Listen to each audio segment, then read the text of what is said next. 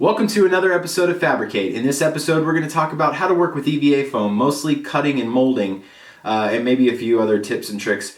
I made another video a while back where I showed you how to make this bracer, and in that video I talk about most of these techniques used, but I just wanted to make a video where that was the sole purpose of it and you didn't have to, watch this whole thing just to see that.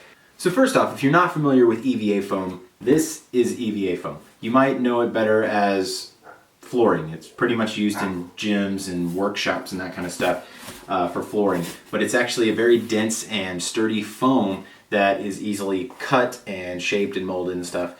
So a lot of cosplayers use this to make armor, anything that needs to be firm, not out of cloth. They also use what is called Warbla, which covers it, but we're not going to really talk about that in this episode. It's all about EVA foam. You can buy EVA foam in packs of 4, 6, probably more. This was a 6-pack that I got for $20. I found it at Ross. I was also told that they sell these at Walmart in 6-packs for about 20 bucks as well.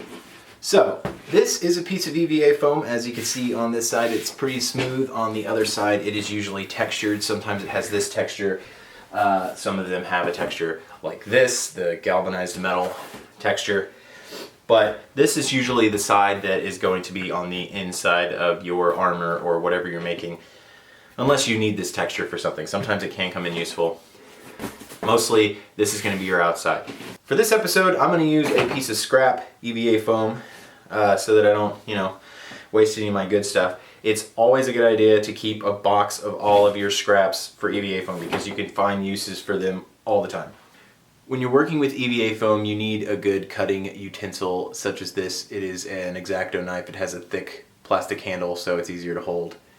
You can also use razor blades like this one that extend out and everything. Just make sure that you change your blades pretty often. And then another very important tool is a heat gun. You can also use blow dryers, but these are more efficient. And then of course, sandpaper is always useful.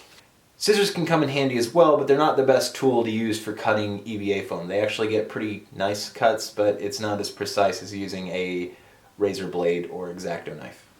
We have our piece of EVA foam here. I'm going to show you guys this little tiny piece here, the cuts. If you use scissors, you can actually make really nice straight line cuts. Scissor cuts come out pretty clean. However, when you start making multiple cuts with scissors on a long piece or something like that, it a lot of times can start to make it look pretty rough. And it's not as easy to detail with these scissors as it is with an X-Acto knife. If you're using some kind of X-Acto knife, make sure that you put a lot of pressure and you make nice straight cuts that are solid cuts and you're really putting a lot of pressure and going all the way through. If your blade isn't sharp enough, you're going to get more cuts that look like this. They're kind of messy, not the best looking cuts. So you want to make sure that you use a sharp blade. Apply a good amount of pressure and make sure you're moving pretty quickly and be sure of your cuts and you're going to get a lot smoother cuts. Another thing that I was told by other cosplayers to do is heat up the EVA foam with a heat gun before cutting it, which personally I haven't found that it really makes any difference. However, you can heat up your blade before cutting and it does make it a lot smoother.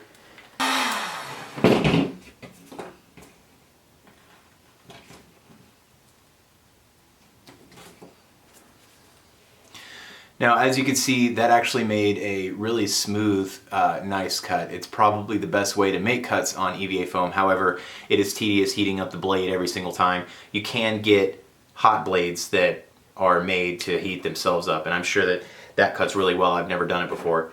But as you should be with blades and with heat, be very careful because you're going to burn yourself. I've burned myself already today. It's kind of part of, a rite of passage when working on cosplay. Those are some good ways to cut EVA foam. If you do end up having some pretty rough edges, EVA foam can be sanded down, so you can always sand that off. It ends up roughing up your edges a little bit, but it looks better than having these little pieces hanging off of it everywhere.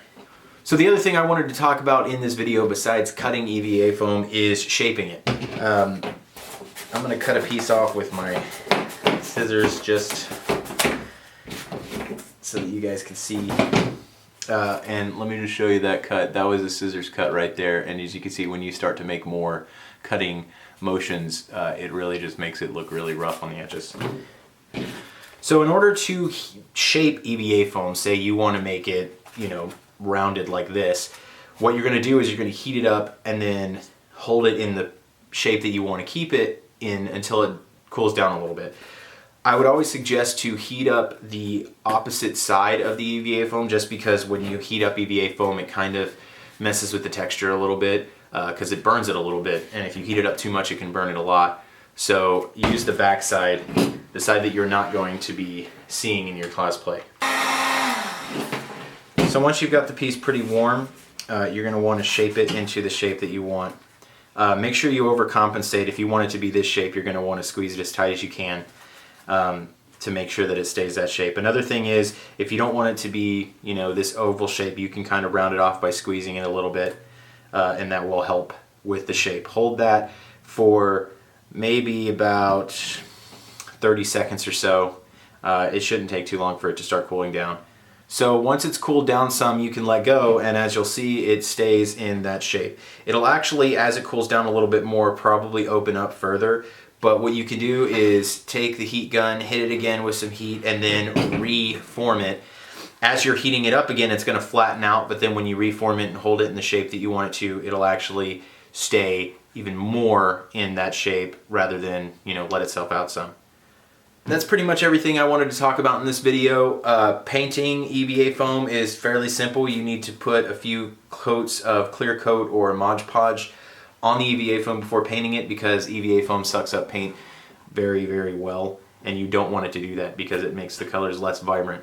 So Mod Podge, clear coat, and then paint it with your paint color, spray paint or acrylics, whatever you want to use. Thanks for watching. I hope this video was educational and helpful to you guys on how to work with EVA foam. You can watch more episodes of Fabricate at Strictly Nerd, our YouTube channel. Catch you next time. Hey, thanks for watching the video. You can also check out this video or this video. If you like those videos, you can click the subscribe button and subscribe and get more videos. You can also go through the channel and look at our whole catalog of videos. Now that I've given you the YouTube tutorial that you should have had 10 years ago, go ahead. Click it. Or click it. Or click it. Do it. Click it. Click it. Do I need to do a mouse tutorial? So you hold your mouse and you move the cursor and then you click it.